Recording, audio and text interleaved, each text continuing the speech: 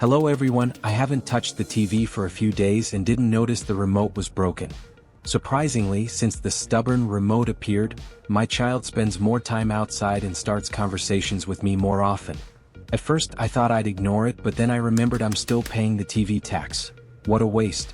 I chuckled and realized, maybe a broken remote is just a reminder to spend more time together. So if you're dealing with a remote in the same state, don't worry, let's fix it together. This remote is used the most by my child, so it's treated like a little treasure. Almost no one in the family could possibly break it. Yet, as you saw when I tested it, the TV barely reacted even though the batteries are brand new. There's only one way to find out what's wrong. Take the remote apart.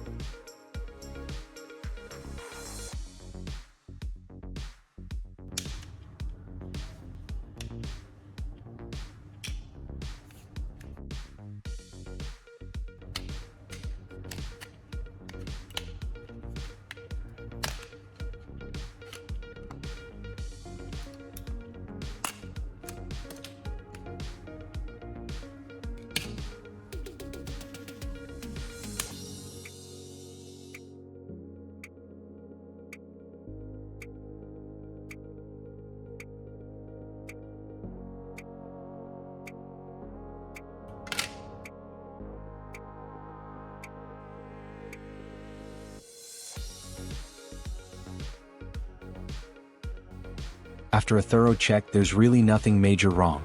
The main issue is simply overuse. Pressing the buttons too much has made the remote less responsive than when it was new. So the first step is to clean this important little device using a combination of 90% alcohol and cotton swabs.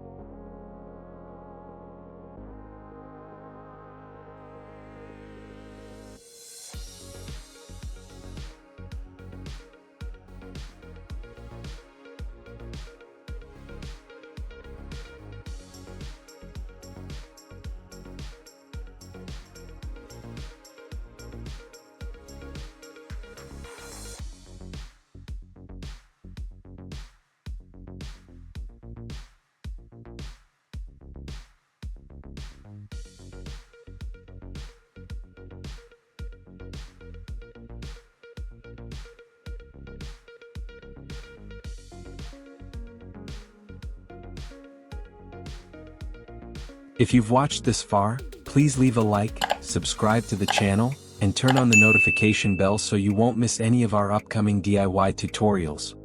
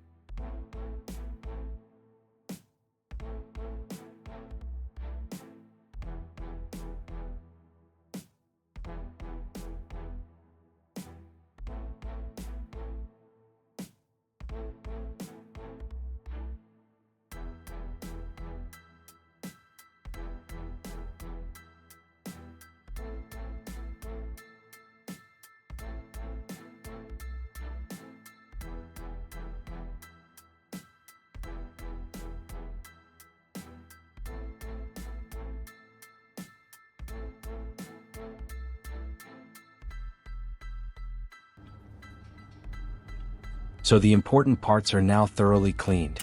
Next, we move on to fixing the power button on the rubber keypad. This button gets pressed the most, so it's the one most likely to fail. And as you can see on the screen, this is a regular SIM card. We'll use the metal side of the SIM as a cushion for the power button. It's really simple, just cut a small piece to the right size and you're good to go.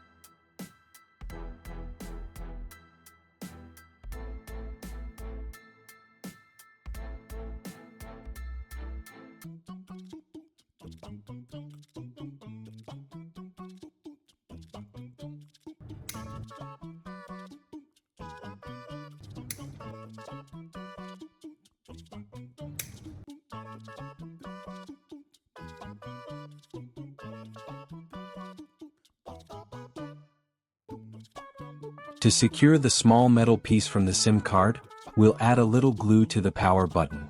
This way the button will be more stable and respond like it did when it was new.